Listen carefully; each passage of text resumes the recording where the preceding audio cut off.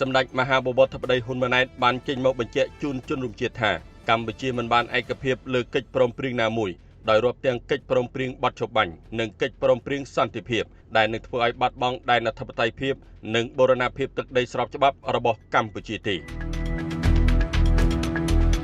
សម្ដេចមហាបវរធិបតីហ៊ុនម៉ាណែតនាយករដ្ឋមន្ត្រីនៃព្រះរាជាណាចក្រកម្ពុជា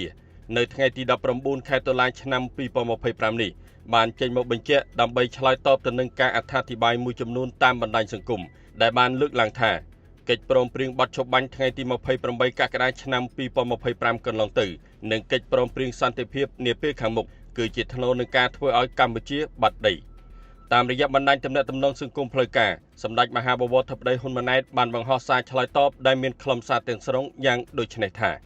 ខ្ញុំបានឃើញនៅការអត្ថាធិប្បាយមួយចំនួនតាមបណ្ដាញសង្គមដែលបានលើកឡើងថាកិច្ចព្រមព្រៀងបទច្បាញ់ថ្ងៃទី28កក្កដាឆ្នាំ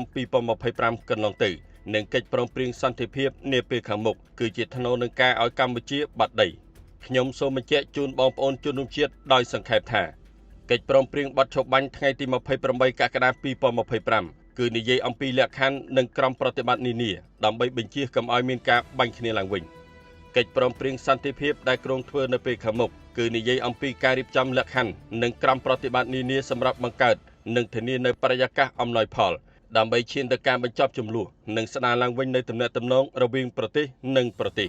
ទោះជាក្នុងកិច្ចព្រមព្រៀងទាំងពីរនេះមិនមាននិយាយអំពីបញ្ហាពាក់ព័ន្ធនឹងទឹកដីឬព្រំដែនក៏មិនមែនបានន័យថាភាគីណាមួយត្រូវយល់ព្រមបោះបង់សិទ្ធិស្របច្បាប់ក្នុងការគ្រប់គ្រងទឹកដីដែលស្ថិតនៅក្នុងដែនអធិបតេយ្យភាពរបស់ខ្លួននោះទេការងារខណ្ឌសីមានិងបោះបង្គោលព្រំដែនគោកគឺស្ថិតនៅក្រោមសមត្ថកិច្ចរបស់គណៈកម្មាធិការព្រំដែនចម្រុះកម្ពុជាថៃ JBC ហើយដែលត្រូវដោះស្រាយដោយសន្តិវិធីស្របតាមសន្ធិសញ្ញាអនុសញ្ញានិងកិច្ចព្រមព្រៀងដែលមានស្រាប់រវាងប្រទេសទាំងពីរកម្ពុជានិងថៃសរុបដោយខ្លីខ្ញុំសូមបញ្ជាក់ជូនបងប្អូនជនរួមជាតិថាទី1កម្ពុជាមិនបានឯកភាពលើកិច្ចព្រមព្រៀងណាមួយដោយរាប់ទាំងកិច្ចព្រមព្រៀងបទច្បាញ់ថ្ងៃទី28កក្កដា2025និងកិច្ចព្រមព្រៀងសន្តិភាពដែលគ្រោងចុះហត្ថលេខានៅពេលខាងមុខដែលនឹងធ្វើឲ្យបាត់បង់ដែនអធិបតេយ្យភាពនិងបូរណភាពទឹកដីស្របច្បាប់របស់កម្ពុជាទេទី2រាជរដ្ឋាភិបាលកម្ពុជាក៏មិនដែលបានភ្លេចឬបោះបង់កាតព្វកិច្ចនិងសិទ្ធិស្របច្បាប់របស់ខ្លួនក្នុងការការពារដែនអធិបតេយ្យភាពនិងបូរណភាពទឹកដីកម្ពុជាដែរ